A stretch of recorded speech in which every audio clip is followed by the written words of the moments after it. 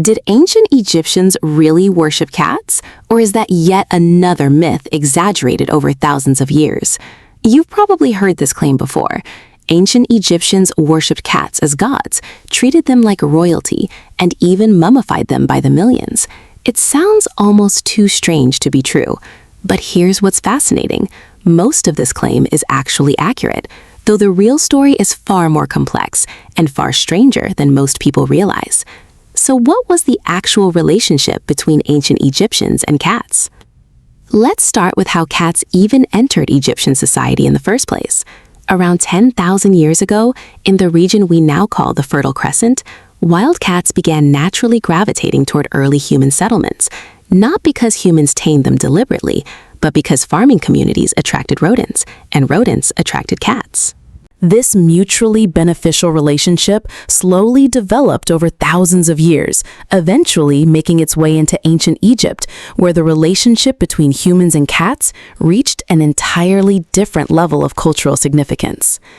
By around 4,000 years ago, cats had become deeply integrated into daily Egyptian life. Egyptian granaries, where enormous stores of wheat and grain were kept to feed entire cities, faced constant threats from rats and mice.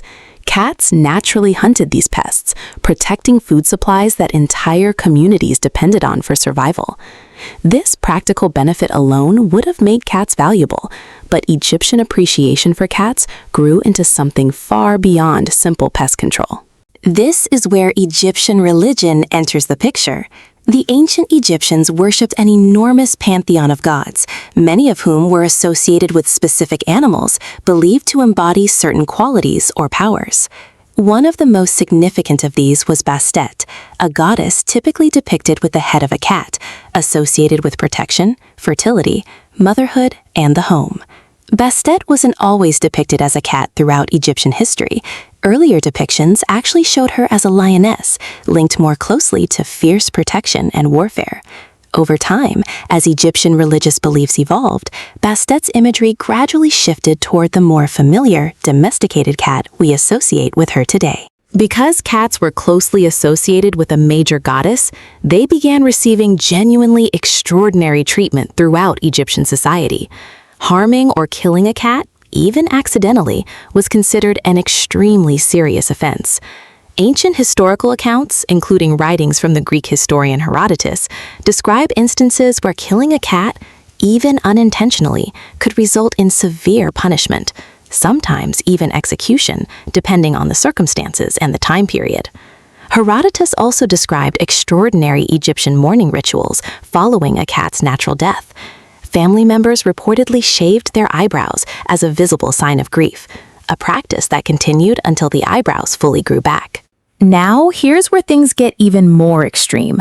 Wealthy Egyptian families frequently had their beloved cats mummified after death, using preservation techniques similar to those used for human mummification, allowing the cat to be buried alongside its owners or placed in dedicated animal cemeteries. Archaeologists have discovered enormous animal cemeteries throughout Egypt, containing not just dozens or hundreds, but literally millions of mummified cats, alongside other sacred animals like ibises and crocodiles. One particularly famous site at Bastet, the primary center of Bastet worship, contained such an enormous quantity of cat mummies that in the late 1800s, an entire shipment of 19 tons of cat mummies was actually sent to England, where, shockingly by modern standards, they were ground up and used as fertilizer for farmland, since their historical and archaeological significance wasn't yet fully understood or appreciated at the time. This raises a genuinely disturbing question that modern researchers have investigated extensively.